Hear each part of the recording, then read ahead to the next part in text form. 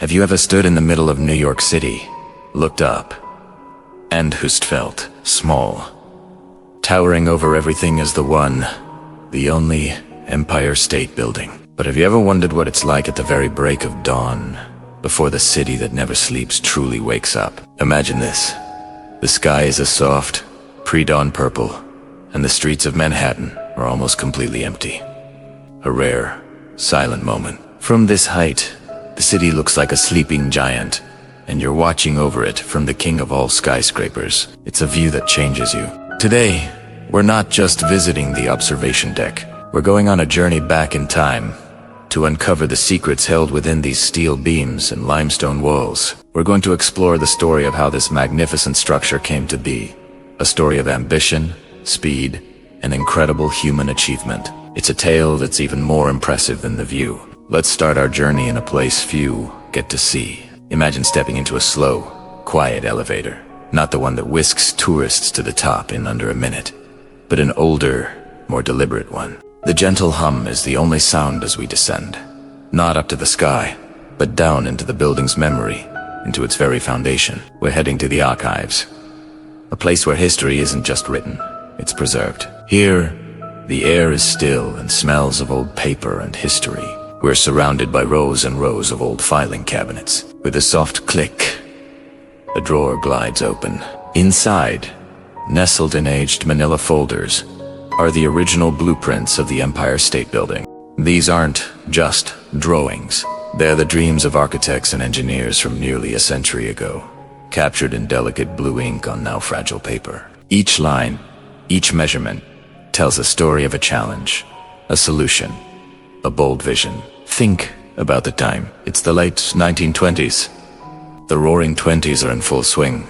There's a race happening in New York City. A race to the sky. Tycoons and architects are competing to build the world's tallest building. It was a battle of egos, a symbol of power and progress. Out of this rivalry, the idea for the Empire State Building was born. Joe and Raskob, a former executive at General Motors, wanted to create something that would dwarf everything else. A monument that would be talked about for generations.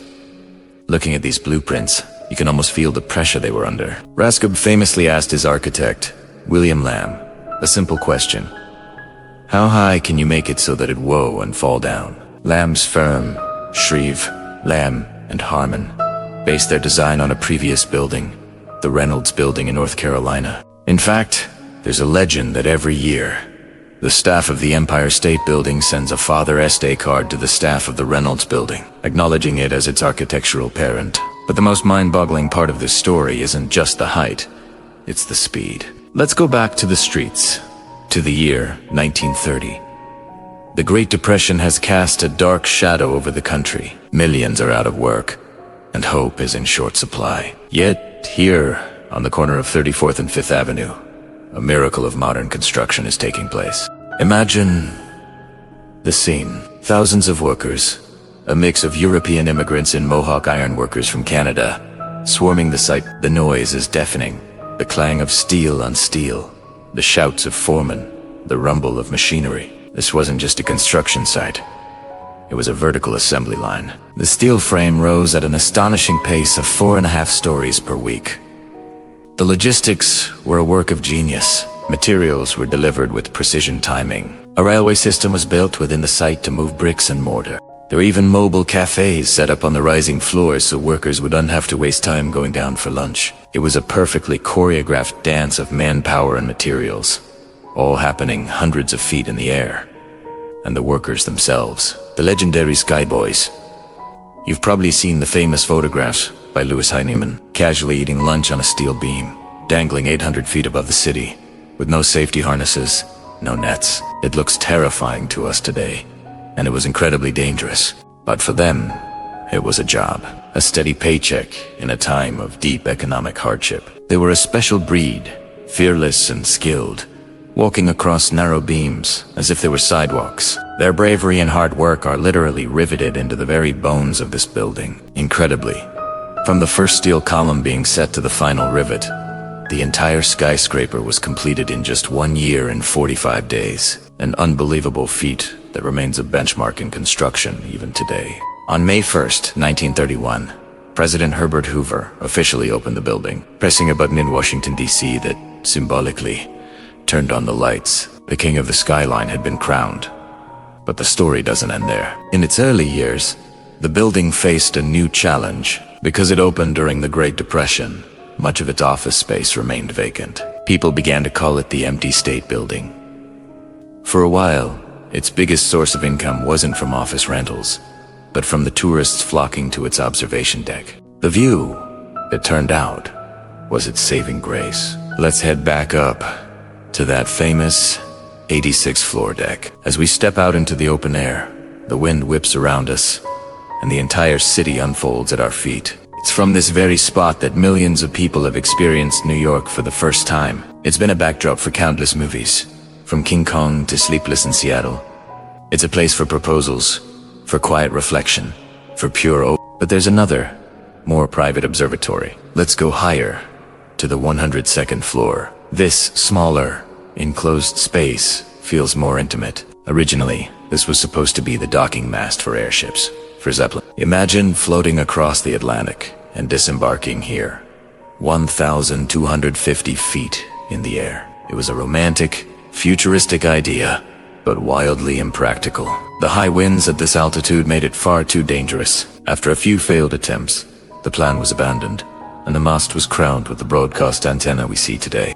This antenna has its own story. For decades, it was the main broadcast point for most of New York's TV and radio stations. It was, and still is, a vital communication hub for the entire metropolitan area. So, the next time you're watching a local channel or listening to the radio, you might just be getting your signal from the top of the Empire State Building. The building is also a dynamic part of the city's culture through its famous tower lights. Since 1976, the top of the building has been illuminated with different colors to celebrate holidays, sports victories, and important events.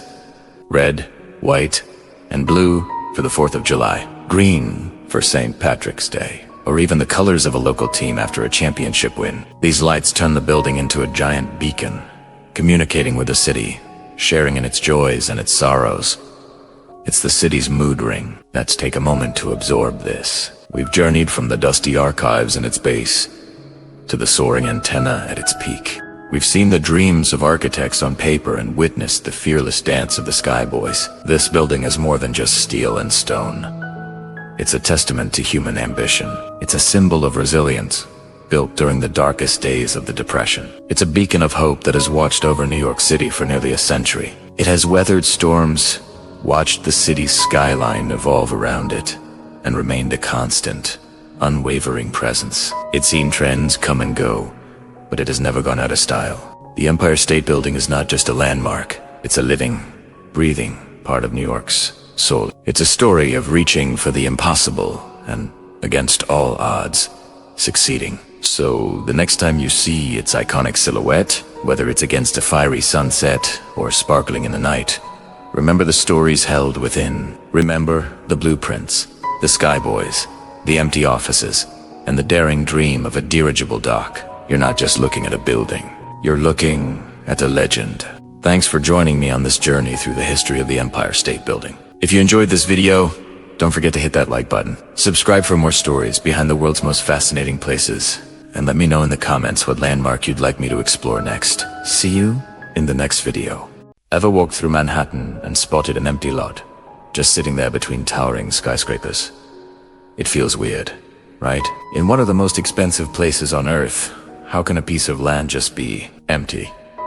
Well, today, we're diving deep into the fascinating world of New York City's ghost lots. And trust me, the stories behind them are wilder than you can imagine.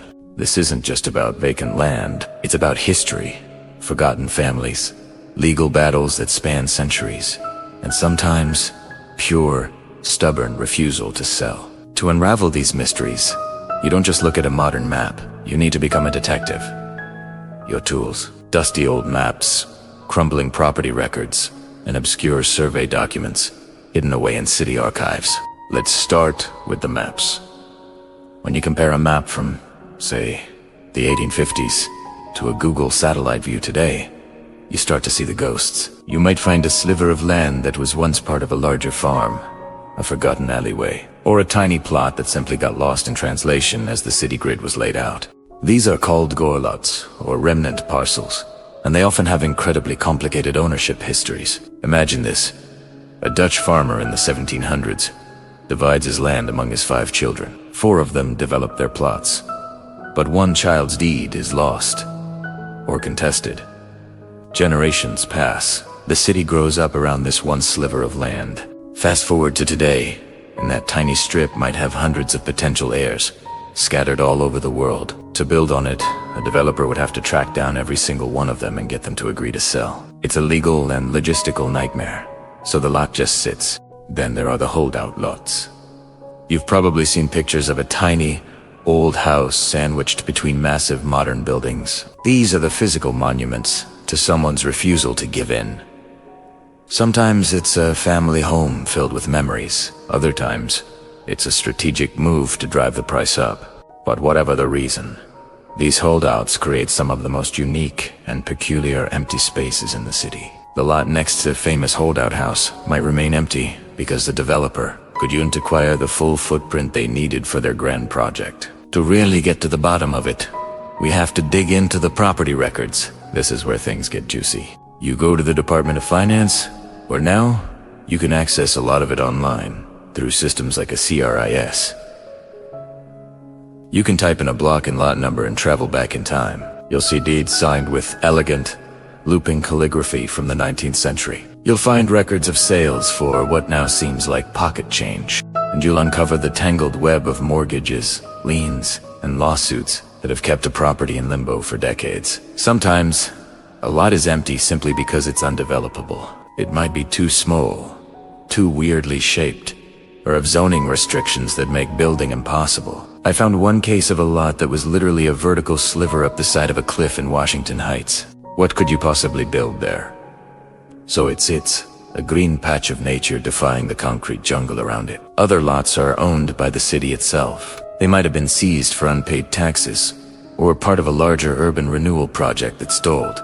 These city-owned lots can sit vacant for years, waiting for a new plan or for the budget to develop them into parks, community gardens, or affordable housing. The process can be incredibly slow, tangled in bureaucracy and community board meetings. But my favorite stories are the ones that feel like a treasure hunt. Take the Hess Triangle in the West Village. It's a tiny triangle of mosaic on the sidewalk that reads, "Property of the Hess Estate, which has never been dedicated for public purposes."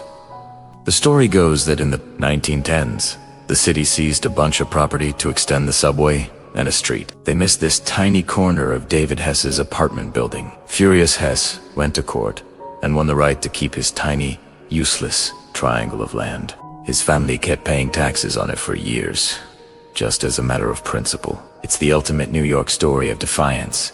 Survey documents are another crucial piece of the puzzle. These are the precise measurements that define a property's boundaries. But over hundreds of years, surveyors used different tools, different reference points, and sometimes they just made mistakes. A surveyor in 1820 might have used a big rock as a landmark. 100 years later, that rock is long gone. This creates boundary disputes that can take decades to resolve in court. 2 neighboring buildings might both claim ownership of a 2-foot-wide alley between them, and until a judge decides, that alley remains an empty, contested no man. So, when you look at these vacant spaces, you're not just seeing an absence of a building. You're seeing the imprint of history. You're seeing the ghosts of old disputes, the echoes of family sagas, and the stubborn spirit of New Yorkers who refuse to be pushed around. Each empty lot is a story waiting to be told, a mystery hiding in plain sight. The next time you're in the city, I challenge you to look for them. Don't just see them as gaps in the skyline. Pull out your phone, look up the address, and see if you can start to piece together its unique history. Who owned it? Why is it still empty? You might be surprised at the incredible tales you uncover, hidden in the forgotten corners of Manhattan. It's a reminder that even in a place that's constantly changing, rebuilding, and reaching for the sky, the past is never truly gone. It's right there, under our feet, into silent, empty spaces that have a story of their own. Thanks so much for watching. And if you enjoyed this urban detective journey, make sure to hit that like button and subscribe for more deep dives into the hidden side of our cities. See you next time. Hello everyone, and welcome back to the channel. Today, we're pulling back the curtain on a world that affects almost every aspect of our lives, yet often remains completely invisible. The quiet, methodical universe of city offices and public administration. Think about it for a moment. That new coffee shop on the corner? The extension your neighbor built? The music festival in the park last summer?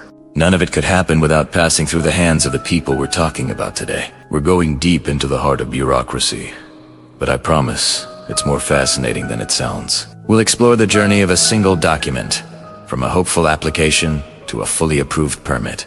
You'll see the satisfying thud of a permit stamp, the careful scrutiny of a clerk reviewing complex blueprints, and the silent concentration that fills these often underappreciated spaces. These aren't just papers and stamps. They are the very building blocks of our communities. Every signature, every checkmark, is a step in the process of turning an idea into reality. Let's start with the front lines. The public counter. This is where the journey begins for most citizens. You walk in, maybe a little nervous, clutching a folder of documents. You might be a small business owner trying to get a license, or a homeowner planning a renovation. The person on the other side of the glass isn't just a clerk. They're a navigator. They have to understand a labyrinth of codes, regulations, and procedures that can be baffling to the rest of us. They are the first point of contact, and their job is to guide you, to tell you what you're missing, and to set your application on the right path. It's a high-pressure role that requires immense patience and an encyclopedic knowledge of city ordinances. Once your application is accepted, it disappears behind a door and enters a new phase. It lands on a desk in a quiet office, part of a stack that represents the hopes and dreams of dozens of other people. Here, a plans examiner or a specialist takes over. Their job is to ensure everything complies with safety codes, zoning laws, and environmental regulations. This is meticulous, detail-oriented work. They're looking at things like structural integrity, fire safety, accessibility for people with disabilities, and the project's impact on the neighborhood. It's like being a detective, searching for any detail that could cause problems down the line. A single misplaced line on a blueprint could mean the difference between a safe building and a potential hazard. The tools of the trade might seem old-fashioned in our digital age. You'll still see giant, printed blueprints rolled out across a desk, architects, scales, and of course, the iconic red pen for marking corrections. But technology is changing things. Many offices are moving to digital plan reviews, using sophisticated software to check measurements and flag inconsistencies. Yet, the human element remains irreplaceable. The software quotient. Understand the nuance of a unique historical building or the specific context of a neighborhood. That requires human judgment, experience, and a deep understanding of the city's character. Let's talk about the unsung heroes of this world, the clerks. They are the organizational backbone of the entire system.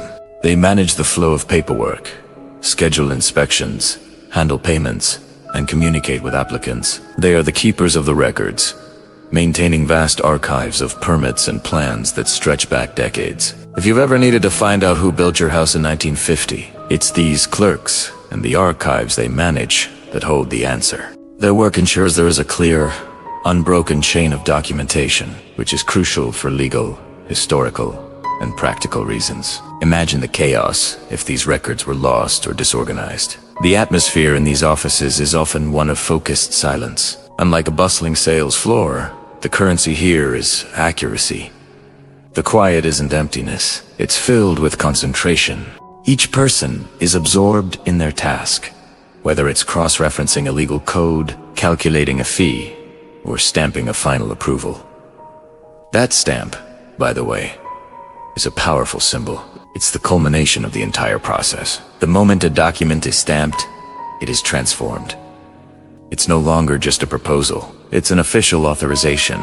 It's the green light that allows construction to begin, a business to open, or an event to take place. It's a small action with huge consequences, but it's not all silent paperwork. There's a lot of collaboration. An application might need approval from multiple departments. Planning, building and safety, public works, fire, and sometimes even health. The documents travel from one specialist to another, each adding their layer of review. This interdepartmental dance is a complex ballet of communication. A project that affects traffic flow will need the input of a traffic engineer. A restaurant needs a health inspector. This system of checks and balances is designed to protect the public interest from every possible angle. It ensures that one person's project doesn't negatively impact the wider community. So, why does this all matter to you? Because the quality of this work directly impacts your daily life. A well-run city office means that buildings are safe, businesses can open smoothly, and the community develops in an orderly and predictable way. It fosters economic growth and ensures public safety.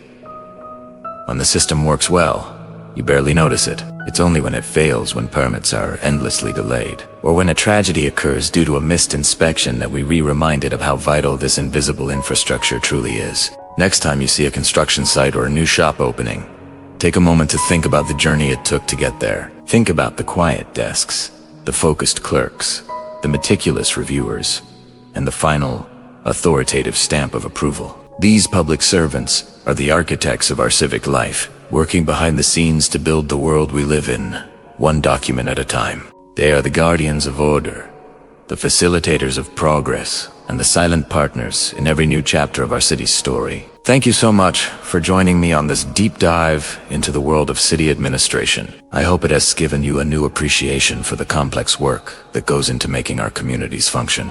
If you found this interesting, please hit that like button and consider subscribing for more videos that explore the hidden systems that shape our world. We'll see you in the next one.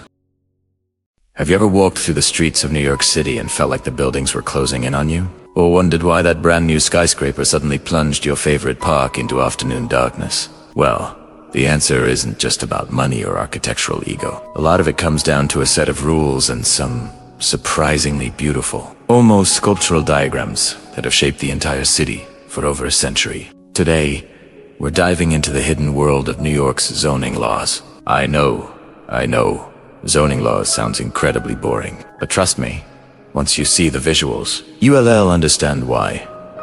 I think they re one of the most fascinating and artistic parts of urban planning. Let's rewind to the early 1900s. New York is exploding. Skyscrapers are shooting up everywhere, but there are no rules. Imagine developers buying a plot of land and just building straight up, blocking all the sun and air from the streets below. That's exactly what happened with the Equitable Building in 1915.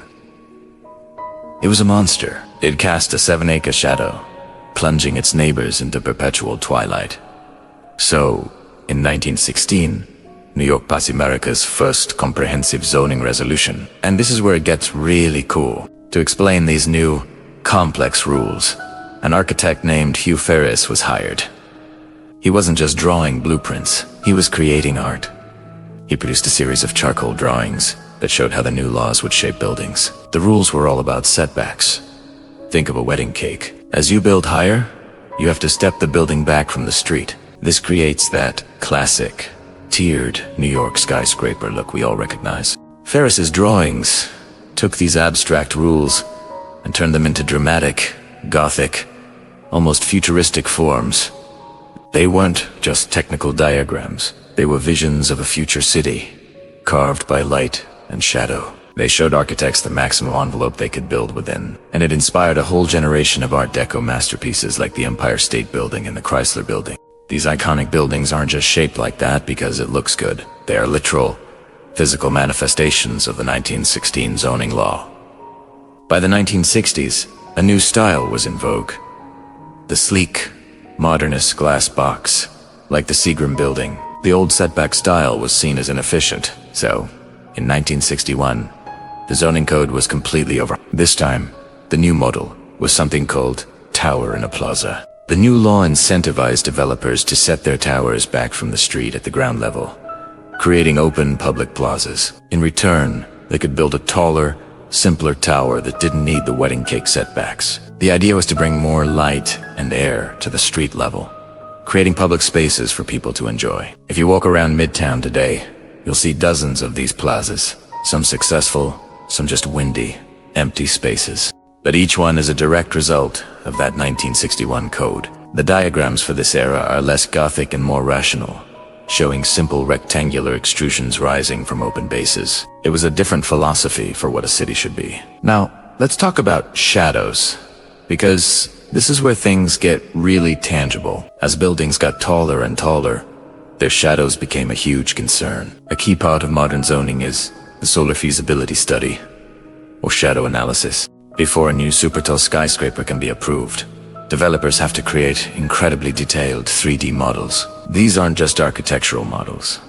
They are scientific tools. Using sophisticated software, they simulate the sun's path across the sky for every single day of the year. They map out exactly where the building's shadow will fall, minute by minute. The big concern is the impact on public parks and open spaces. Central Park, for instance, is fiercely protected. These shadow studies generate these amazing, colorful diagrams. You'll see maps of the park overlaid with sweeping bands of color, each one representing the additional shadow cast by the proposed building during different seasons. A red zone might show where there will be more than 10 minutes of new shadow on the summer solstice, while a blue zone shows the impact on the winter solstice. These diagrams become the central point of debate in community board meetings and city planning commissions. Activists will point to a diagram and say, "Look, this new tower is going to kill the afternoon sun on the Great Lawn." The developers will present their own diagram, arguing the impact is minimal. It's a battle fought with data visualizations. The final shape and height of a building can literally be tweaked and sculpted to minimize its shadow, all thanks to these complex, data-rich models. To really understand how these rules work in 3 dimensions, planners and architects have always relied on physical models. In the old days, these were beautifully crafted wooden models. You can imagine a room at the planning department with a miniature Manhattan, where they could place a new block and see how it fit, how it blocked light from its neighbors. They'd use lamps to simulate the sun and physically see the shadows it cast. Today, while much of this is done digitally, physical models are still incredibly important. They help people who aren't architects, community members, politicians to intuitively grasp the scale and impact of a proposed building in a way that a 2D drawing or even a computer render can't. They can walk around the model, see it from different angles, and truly feel its presence.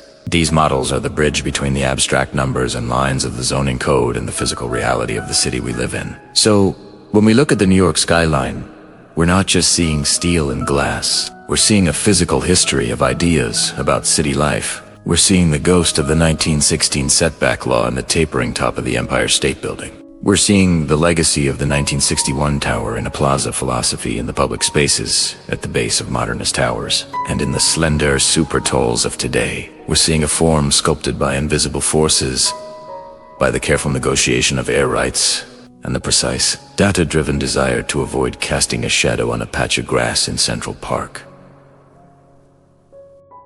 They are the instruction manual, the artistic guide, and the rule book all rolled into one. They prove that even the most bureaucratic rules can create accidental beauty, and that the shape of our world is often determined by something as simple and as powerful as the path of the sun. Next time you're walking in a city, look up. Look at how the buildings meet the sky and how they meet the street.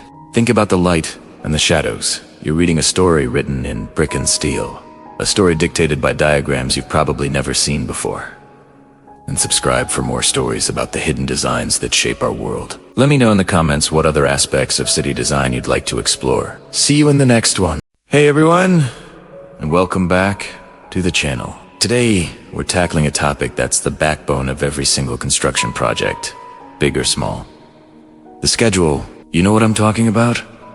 That Gantt chart, that calendar, that timeline that's supposed to map out the entire journey from groundbreaking to grand opening. But let's be honest, how often do those beautiful, color-coded plans actually survive contact with reality? We've all seen it.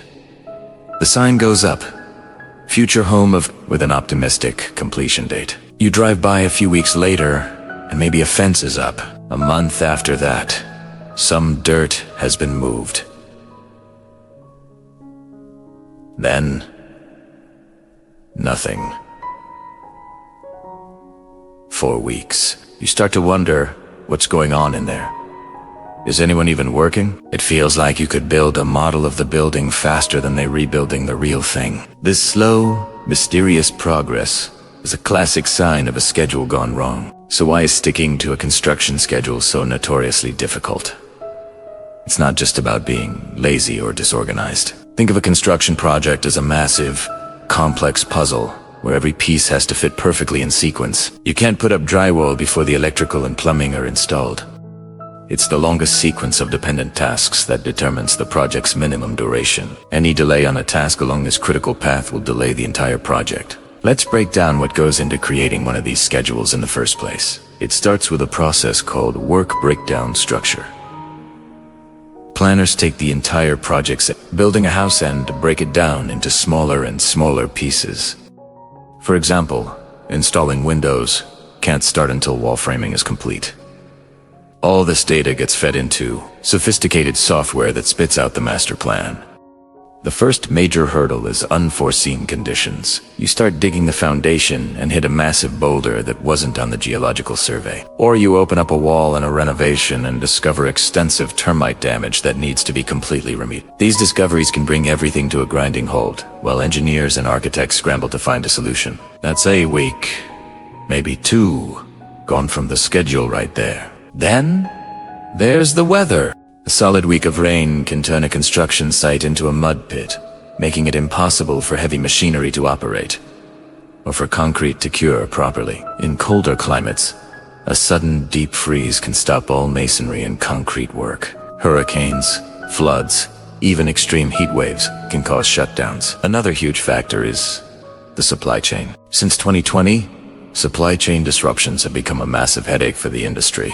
And let's not forget the human element. Coordinating dozens, sometimes hundreds, of skilled workers from different trades is a monumental logistical challenge. The electricians need to finish their rough-in before the drywallers can start. Your entire workflow is thrown off. This is where a great project manager earns their keep, constantly juggling crews, resequencing tasks, and putting out fires to keep things moving. Let's look at a real-world example. Imagine building a simple commercial storefront. The schedule says week 1 is site prep and excavation, but an unexpected utility line is discovered, and the utility company takes 5 days to come out and move it. You're already a week behind. Week 2, the foundation is poured, but an unforecasted rainstorm delays the concrete curing by 2 days. Now you're 9 days behind. Week 4, the steel frame is supposed to go up, but the supplier calls theirs a factory delay, and the beams won't arrive for another 10 days. Now you're almost a month behind schedule, and you haven't even gotten the walls up. This is why that time lapse of slow progress isn't always what it seems. What looks like inactivity from the outside is often a frantic period of problem solving behind the scenes. The project manager is on the phone, trying to expedite materials, reschedule subcontractors, and find workarounds to keep at least some part of the project moving forward. Maybe they'll have the plumbers work on underground pipes while waiting for the steel, a task that was originally scheduled for later. This is called fast-tracking, doing tasks in parallel that were originally scheduled in sequence. It's risky, because it increases the chances of rework, but it's often necessary to claw back lost time. So, how do successful projects stay on track? It comes down to 3 things: planning, communication, and flexibility. The initial planning has to be incredibly detailed, but it also needs to have built-in contingencies. Smart planners will identify high-risk items like those custom-ordered windows and order them months in advance. They'll also build float or slack into non-critical tasks, giving them some wiggle room if other things get delayed. Communication is constant. Daily huddles, on-site, weekly project meetings with all stakeholders, and transparent progress reports are essential. When everyone knows the status of the project and understands the challenges, it's easier to work together to find solutions. If the electricians know the drywall is delayed, they can focus their manpower on another section of the building. And finally, flexibility. The schedule is a living document, not a sacred text. It has to be updated constantly to reflect the reality on the ground. Modern software helps with this, allowing managers to instantly see how a delay in one task will impact the entire project timeline, so they can make informed decisions about how to adapt. It's a dynamic, chaotic environment where 1,000 things can go wrong. Keeping a project on schedule isn't just about managing time, it's about managing chaos. It's a testament to the skill, planning, and relentless problem-solving of the teams who turn those architectural drawings into the buildings we live and work in. Thanks for watching, everyone. If you found this look behind the curtain of construction interesting, be sure to hit that like button and subscribe for more content. Let me know in the comments if you've ever been part of a project that had some crazy schedule delays. I'd love to hear your stories. See you in the next one. Have you ever seen them? The silent inspectors. They move through our world like ghosts, clipboards in hand, eyes missing nothing. You might spot them in a restaurant kitchen, a factory floor, or a construction site. They don't announce their arrival with fanfare. They just appear. Their presence, a quiet, unnerving hum. Who are these people? And what secrets do they hold on those clipboards? Today, we're pulling back the curtain on the world of inspections. It's a realm most of us only glimpse, but it affects nearly every aspect of our lives. From the food we eat to the buildings we live and work in. We'll explore the intense training these inspectors go through, the psychological pressures they face, and the critical importance of their silent, meticulous work. Let's start with the basics. What exactly is an inspector looking for? It's not just about ticking boxers. They're trained to see the invisible, to spot the tiny crack in the foundation that could lead to a collapse, to identify the subtle breach in hygiene that could sicken thousands. Their job is a high-stakes game of observation, where a single missed detail can have catastrophic consequences. It's pattern recognition on an expert level. But it's not just about finding faults. A huge part of their job is education. When they write a note on that clipboard, it's not always a citation. Often, it's a teaching moment. They might pull a manager aside and explain why a certain practice is unsafe, offering solutions and guidance. The goal isn't to shut businesses down. It's to make them safer. A good inspector is a partner in compliance, not just an enforcer. Let's talk about the pressure. Inspectors walk a tightrope every single day. On one side, there's the pressure to be thorough, to not miss anything that could cause harm. On the other side, they face resistance, sometimes even hostility. Imagine telling a proud restaurant owner their kitchen is failing, or informing a construction foreman that their multi-million-dollar project has to halt. It takes a unique kind of person to handle that conflict calmly and professionally, day after day. They are the bearers of bad news, the enforcers of unpopular rules, all in the name of a safety we often take for granted.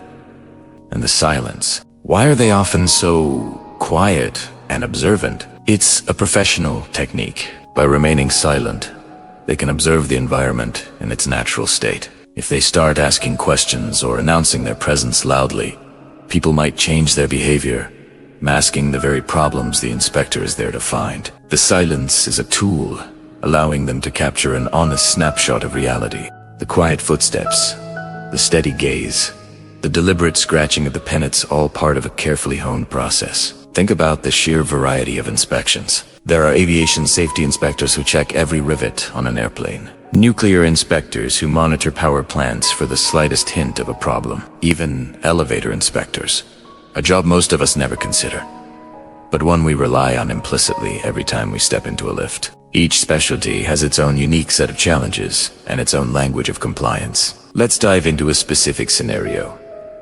A construction site. An inspector arrives, unannounced. The noise is deafening saws, hammers, heavy machinery. The inspector doesn't just look at the structure. They observe the workers. Are they wearing hard hats? Are they using safety harnesses when working at height? Is the scaffolding erected correctly? They know that a misplaced plank or a frayed safety rope can be the difference between a worker going home to their family and a tragedy. They'll run their hand along a weld, tap a support beam, check the specs on the concrete mix. The notes they take are precise and factual. Inadequate fall protection on the third floor west side. This data then gets translated into reports that can trigger immediate action, fines, or even legal proceedings. That simple clipboard holds immense power. Beyond the technical knowledge, it requires a powerful sense of integrity. Inspectors are often in situations where they can be bribed or pressured to look the other way. The psychological toll can be significant. They see the worst-case scenarios. They see the shortcuts people take, the disregard for safety, the potential for disaster. And when something does go wrong, a building collapses, a food poisoning outbreak occurs, they are often the first ones to be scrutinized. Did the inspector miss something?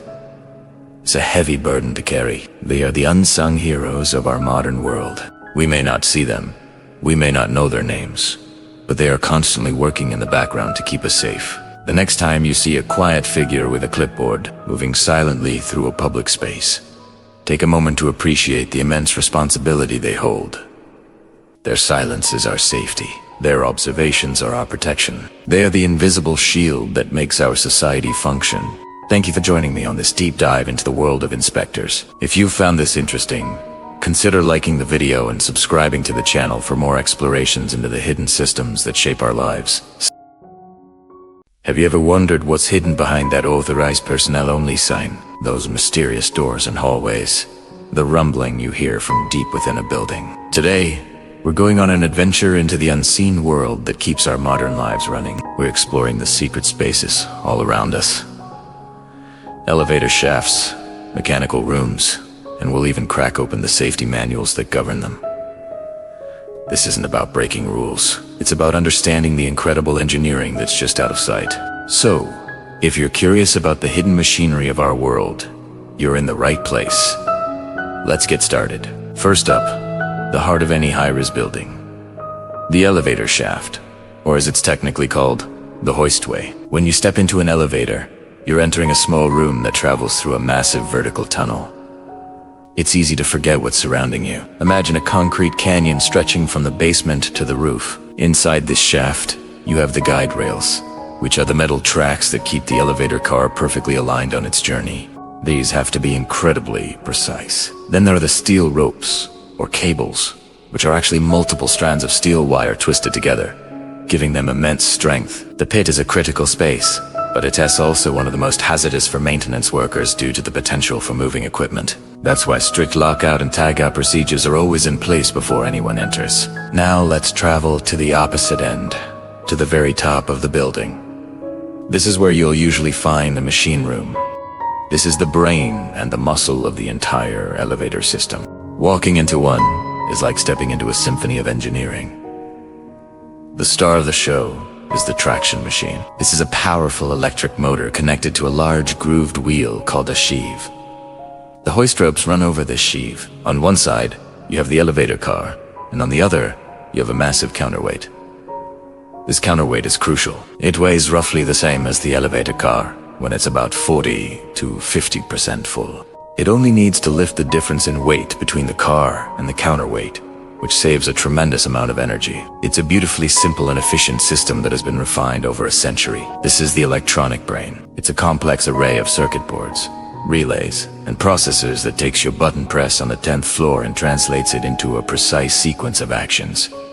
Accelerating the motor, monitoring the car's position, leveling perfectly with the floor, and opening the doors. It's what ensures a smooth, safe, and efficient ride for everyone. Modern controllers are incredibly sophisticated, using algorithms to group passengers and optimize routes in large buildings with multiple elevators, minimizing wait times. And we can't forget the governor. This is a purely mechanical safety device, a brilliant piece of old-school engineering that works even if the power fails. It's a spinning wheel connected to the elevator car by its own rope. If the elevator starts to descend too quickly, the centrifugal force causes weights on the governor to fly outwards. This trips a switch that first cuts power to the motor. If the car continues to accelerate, the governor clamps down on its rope, which in turn activates the safety brakes located on the elevator car itself. These are powerful, wedge-like brakes that grip the guide rails, bringing the car to a sudden, but safe, stop. It's a failsafe on top of a failsafe. Now, let's move from the vertical world of elevators to the sprawling, noisy universe of the building's main mechanical room. This is often in the basement or a dedicated utility floor, and it's the true powerhouse of the building. It's loud, it's hot, and it's pulsing with life. Here you'll find the HVAC systems, heating, ventilation, and air conditioning. Huge air handling units, or AHUs, draw in outside air, filter it, heat, or cool it, and then push it through a vast network of ducts that run like arteries throughout the entire building. The chillers, massive refrigeration units, create cold water that circulates to the AISUs to provide air conditioning. On the other side, you have the boilers, which heat water for both the heating system and for your hot water taps. It's a constant balancing act, managed by a sophisticated building automation system to keep the temperature and air quality just right on every floor. no matter the season outside. In these rooms, you'll also find the main electrical. This is where the high voltage power from the city grid enters the building and is broken down into lower, usable voltages for lights, outlets, and all the equipment we've been talking about. These are massive panels with huge circuit breakers and bus bars carrying immense amounts of electricity. Safety here is paramount. You'll see warning signs everywhere, and the floor might even be insulated. Workers need specialized training and personal protective equipment, or PPE, to even approach these panels. Nearby, you'll almost always find the emergency generator and its automatic transfer switch. If the main power goes out, this switch detects the failure and, within seconds, starts the generator, usually a massive diesel engine, to restore power to critical systems like emergency lighting, fire pumps, and at least one elevator. And that brings us to the unsung hero of these hidden worlds, the safety manual. It might sound boring, but these documents are the Bible for every technician and engineer who works in these spaces. They are the collected wisdom of decades of experience, accidents, and innovation. An elevator safety code, for example, is an incredibly detailed book. It specifies everything from the required strength of the hoist ropes and the design of the safety brakes to the clearance needed between the car and the shaft, wall down to the millimeter. It covers the size of the lettering on the capacity plate inside the car and the exact procedures for performing a fire service recall test. These manuals aren't just suggestions, they are legally binding codes. These hidden spaces aren't scary or forbidden zones. They are monuments to human ingenuity, packed with incredible technology that works tirelessly and silently to keep us safe and comfortable. They are a testament to the thousands of skilled professionals who, guided by the wisdom in their safety manuals, maintain these systems every single day. The world behind the authorized personnel-only door is a fascinating one, and understanding it gives you a whole new appreciation for the buildings we use every day. Thanks so much for joining me on this tour of the unseen. If you found this journey into the hidden mechanics of our world interesting, please hit that like button and subscribe for more deep dives. Let me know in the comments what other hidden systems you are curious about. Stay curious, stay safe, and I'll see you in the next video.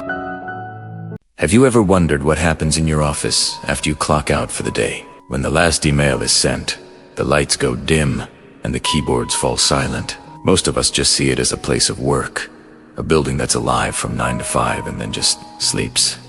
But what if I told you that's when the building truly wakes up? Tonight, we're going behind the scenes, diving into the hidden world of empty offices, a world governed by maintenance logs, cleaning schedules, and the quiet hum of a building breathing in the dark. Our journey begins where yours ends. Closing time. The last employee locks the door, the city lights begin to twinkle outside, and a profound silence descends. But this silence is deceptive. It's the calm before a different kind of storm, a meticulously planned operation that swings into action every single night. The first sign of this secret life is often the cleaning crew. They are the guardians of hygiene, the silent heroes who reset our chaotic workspaces back to a state of pristine order.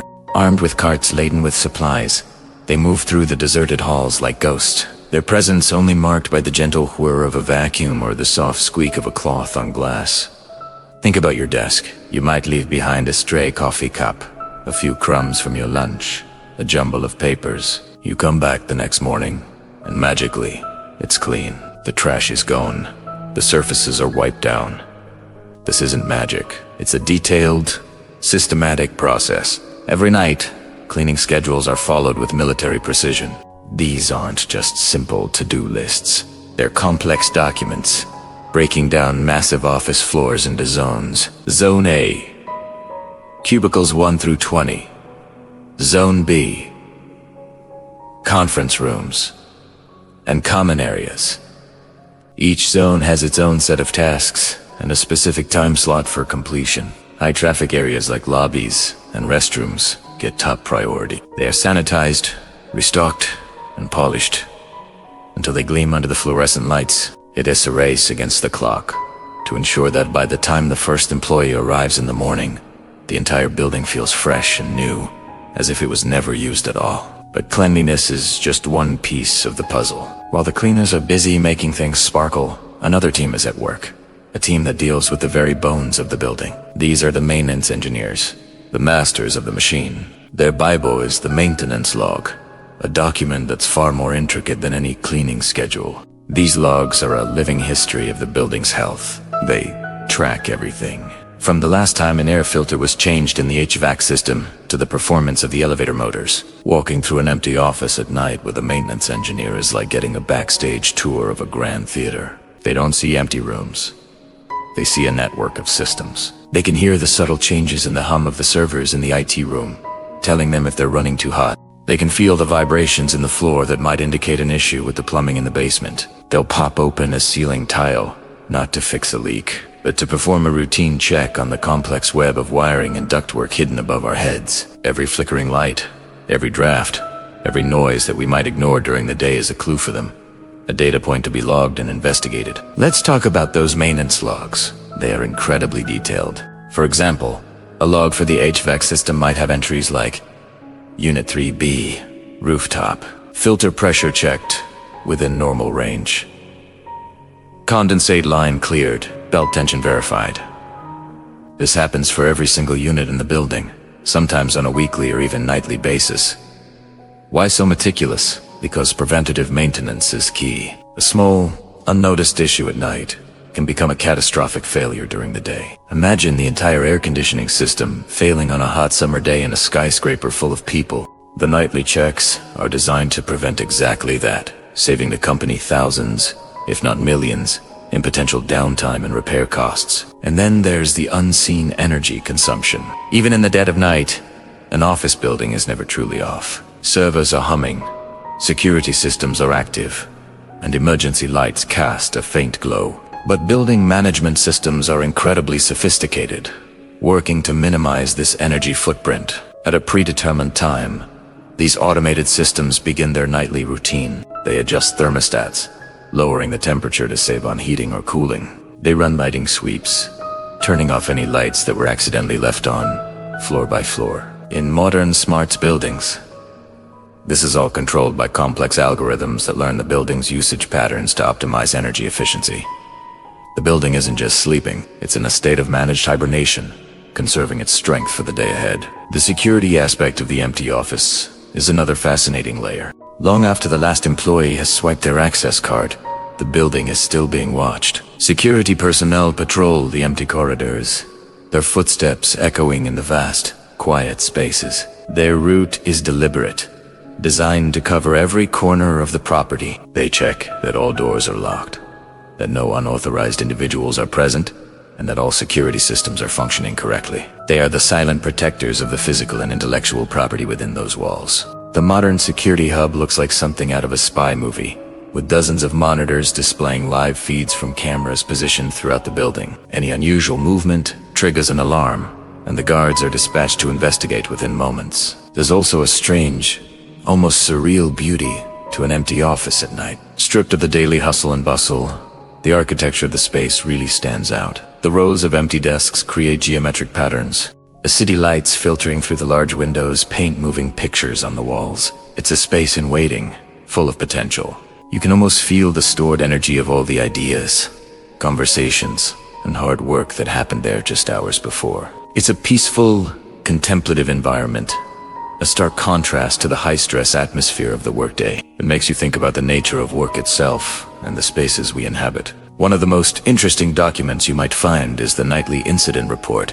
This is where anything out of the ordinary gets recorded. It could be something as simple as discovered a leak in the second-floor kitchenette, maintenance notified, or something more unusual, like unidentified noise reported from the West Wing. Investigation found a loose panel on an air duct. These reports paint a vivid picture of the building's nightly adventures. They are a testament to the fact that even when a building seems still, it is a dynamic environment, constantly shifting and requiring attention. So, the next time you walk into your pristine, temperature-controlled office in the morning, take a moment to appreciate the invisible army that made it possible. An entire ecosystem of cleaners, engineers, and security guards works through the night, guided by meticulous schedules and logs, to ensure that your workspace is safe, comfortable, and ready for you to be productive. The building doesn't just reset itself. It is cared for, managed, and maintained by dedicated people who work while the rest of the city sleeps. The empty office at night is not an empty space at all. It's a bustling hub of a different kind of work, A hidden world that keeps our own world running smoothly. Thanks so much for joining me on this behind-the-scenes tour. If you found this fascinating, hit that like button and subscribe for more deep dives into the hidden systems that surround us. Let me know in the comments if you've ever had a strange late-night experience in an office building. Stay curious, and I'll see you in the next video. Hey everyone, and welcome back to the channel. Today, we were soaring high above the Manhattan skyline to talk about a true American icon.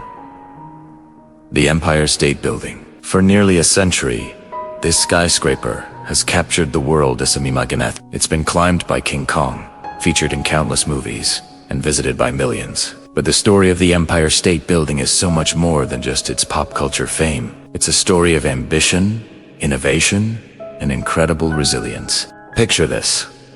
It's the late 1920s.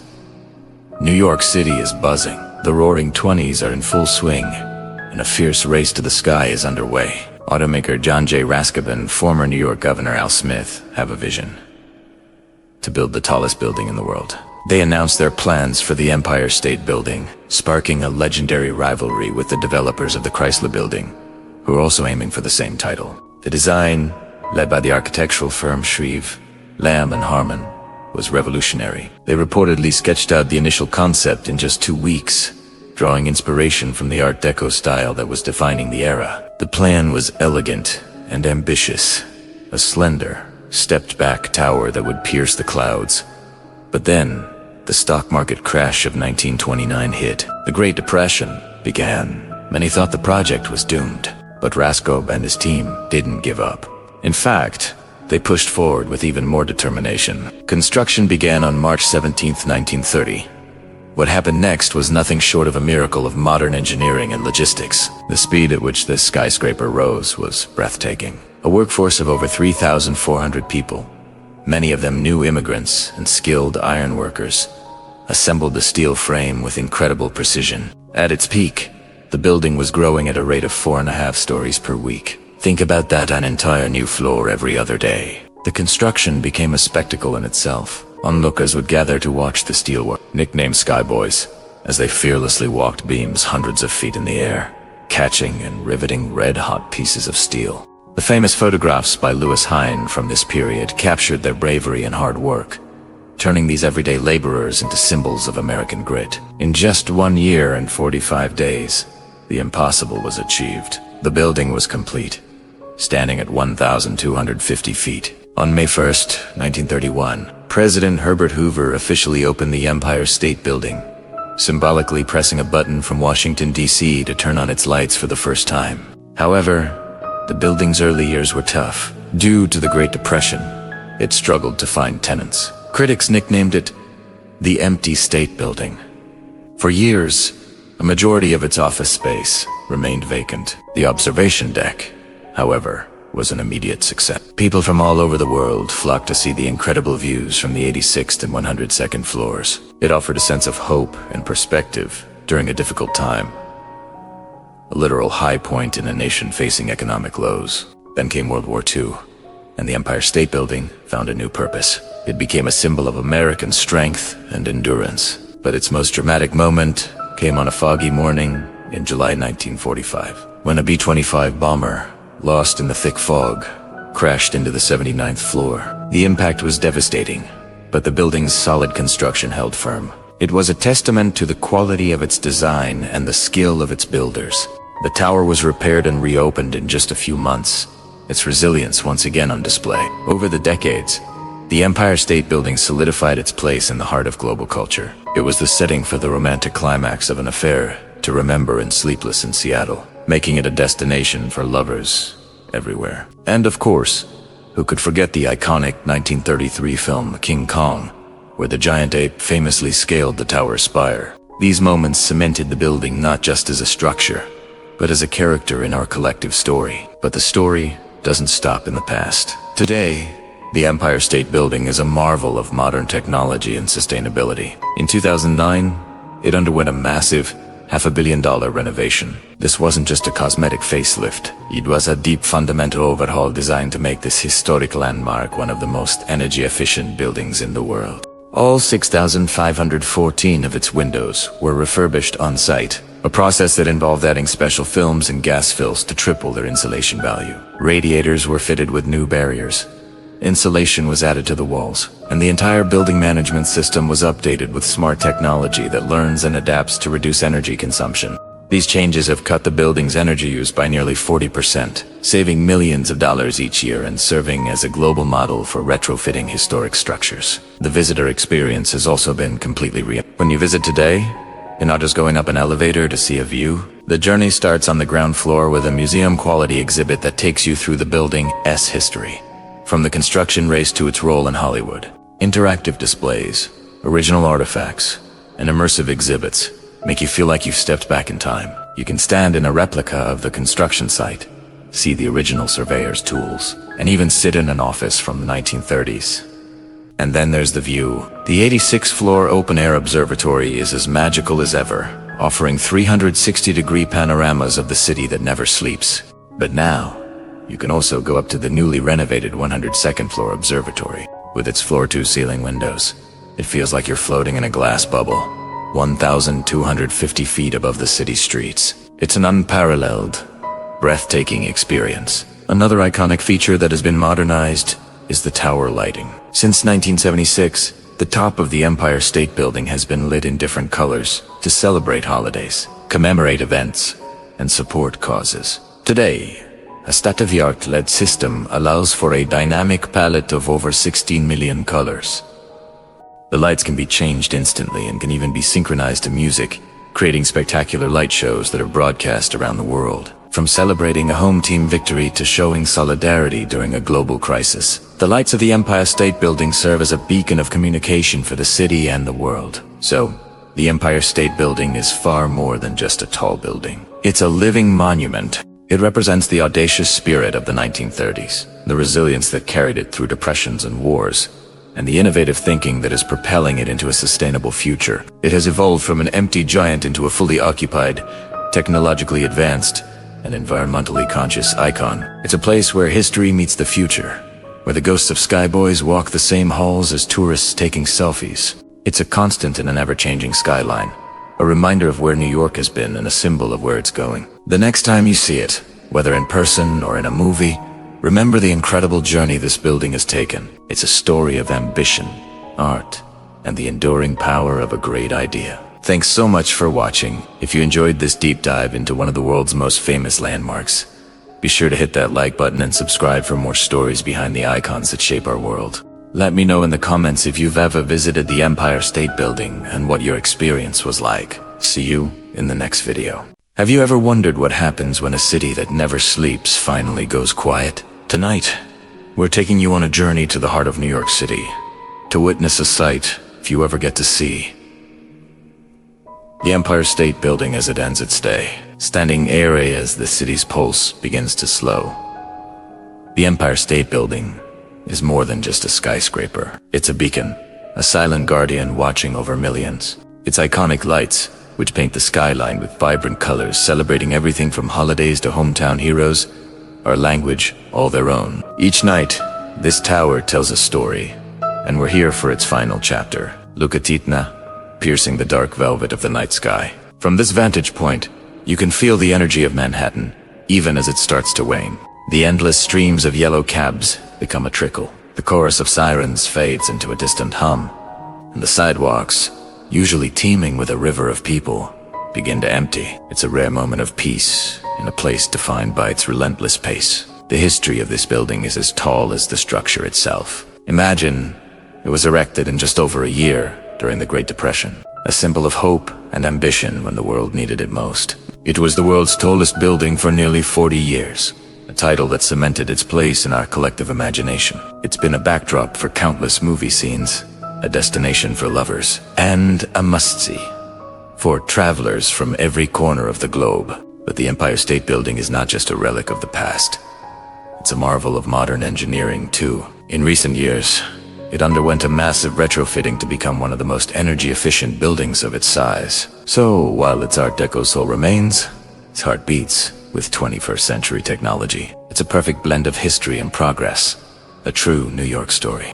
As we get closer to the moment, the atmosphere shifts. There's a certain stillness that settles over the city. You start to notice the smaller details, the steam rising from the grates, the lone traffic light changing from red to green for no one, the distant rumble of the subway deep beneath the streets. These are the secret whispers of New York, the sounds you only hear when the city takes a breath. The lighting system itself is a spectacle. The original floodlights have been replaced by a state-of-the-art LED system capable of displaying 16 million colors. The combinations are endless. A dynamic digital canvas, the team behind the lights works meticulously to create these displays, often synchronized with music broadcast on local radio stations. It's a citywide celebration, and we're all invited to look up and be part of it. But what happens when the party's over? That's the magic we're waiting for. The moment the famous tower lights dim and the building recedes into the silhouette of the skyline. It's a signal, a gentle goodnight to the 5 boroughs. And there it goes. Section by section, the brilliant colors fade. The vibrant glow that defined the last few hours recedes up the spire. It's not an abrupt shutdown, but a graceful retreat. It's as if the building itself is sighing, letting go of the day. The antenna, the final point of light, holds on for a moment longer. A last spark against the stars, and then darkness. Well, not complete darkness. A soft, subtle ghost light remains, a tradition in theaters, and now, here. It's a quiet, dignified presence, ensuring the icon is never truly lost in the night. The colossal structure is now just a shadow, a familiar shape against the lesser lights of the city. Down below, the streets are nearly deserted. The once roaring avenues of Midtown are now vast, empty canyons. You can almost hear the echoes of the millions of footsteps that crossed these pavements just hours ago. This is New York in its most vulnerable, most intimate state. It's a side of the city that's reserved for the night owls, the early risers, and those of us who just want to see what happens when the curtain falls. Seeing the Empire State Building like this changes your perspective. It's no longer just a tourist attraction or a point on a map. It feels more personal, more real. It's a reminder that even the biggest, most bustling places in the world have a rhythm of work and rest. This moment of quiet is as much a part of its identity as the dazzling light shows. It makes you think about all the stories held within its walls, the countless office workers who have looked out these windows, the security guards who walk its silent halls at this very hour, the engineers who keep its heart beating. The building is a living entity, and this is its time to recharge. As we stand here in the quiet, watching the silhouette, you can't help but feel a sense of awe. This steel and stone giant has witnessed so much of our history. It's seen times of triumph and tragedy, periods of boom and bust, and through it all, it has remained a constant and reassuring presence on the horizon. And soon, in just a few short hours, the cycle will begin again. The first hints of dawn will appear over the East River. The streets will slowly come back to life, and the Empire State Building will prepare to greet a new day. The lights will return, not with the fanfare of the night, but with the quiet promise of morning. This nightly ritual, the turning off of the lights, is more than just an energy-saving measure. It's a moment of punctuation, the end of one sentence and the start of another. It's the city's way of turning the page, ready for whatever the next chapter holds. Witnessing it is a strangely moving experience. It connects you to the city in a deeper way. You feel like you've been let in on a secret, a private moment for a very public landmark. It's a reminder that there is beauty in the quiet and majesty in the stillness. Thank you for joining me on this late-night exploration of a New York icon. I hope it gave you a new appreciation for the city that never sleeps, but sometimes, just for a little while, closes its eyes. If you enjoyed this journey, don't forget to like, subscribe, and hit that notification bell for more unique stories from around the world. Good night from New York City.